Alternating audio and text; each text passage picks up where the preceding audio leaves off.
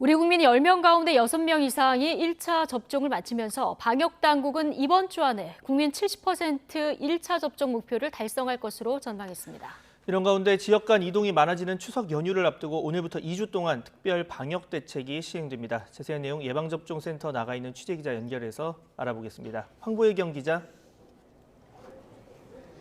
네, 용산구 예방접종센터에 나와 있습니다. 네, 자, 백신 접종이 속도가 붙고 있는데 오늘 백신 접종 상황 자세히 전해주시죠.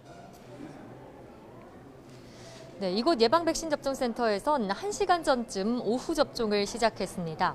접종을 쉬는 점심시간에도 미리 와서 대기하는 사람들이 있을 정도라 시민들의 접종 열기를 느낄 수 있었는데요. 오늘 예약자 730여 명 가운데 40대 이하 일반인 460여 명이 이곳에서 화이자 백신을 맞게 됩니다. 연령대별로는 30대가 가장 많은 238명을 차지했고 10대에서 20대가 221명, 40대 151명 순입니다. 오늘 0시 기준 백신 1차 접종률은 64.6%, 접종을 모두 마친 사람들은 39.1%를 기록했습니다.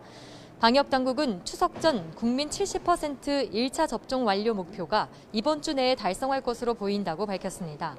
그럴 경우 다음 달 말이면 성인 80% 이상 접종 완료도 가능할 것으로 보입니다.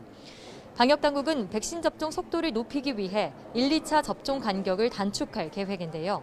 또 2차 접종 대상자들도 잔여 백신 예약이 가능하게 해 접종을 빨리 마칠 수 있게 한다는 방침입니다. 12살부터 17살 사이 소아청소년과 임신부에 대한 백신 접종 계획도 예정대로 이달 중에 발표할 것으로 보입니다. 네, 수도권 지역 집단 감염 상황 어떻습니까? 네, 수도권 신규 확진자가 전체의 80% 가까이 차지할 만큼 수도권을 중심으로 한 확산세가 거센 상황입니다. 기존 감염 사례에서도 밤사이 추가 확진이 잇따랐는데요. 경기 화성시 금속 가공업체 관련 43명, 또 육류 가공업체에선 39명이 집단 감염됐습니다.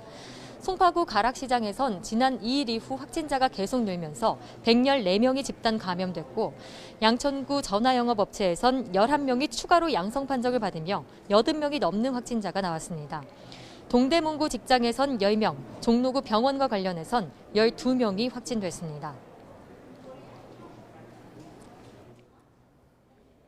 네, 이런 가운데 정부가 이 추석 특별 방역 대책을 내놨다고요? 네, 그렇습니다. 지역 간 이동이 많아지는 추석 연휴를 앞두고 오늘부터 2주간 추석 특별 방역 대책이 시행됩니다.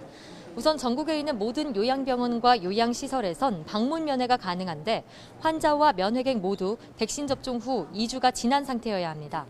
또 연휴 기간 동안 백신 접종을 마친 가족 4명을 포함하면 최대 8명까지 가족 모임을 할 수 있습니다. 다만 가정 내 모임만 가능하고 다중이용 시설에선 모일 수 없습니다. 방역당국은 휴게소나 터미널 등에 선별검사소를 추가로 설치하고 휴게소 내 취식을 금지했습니다. 지금까지 용산구 예방접종센터에서 YTN 황보혜경입니다.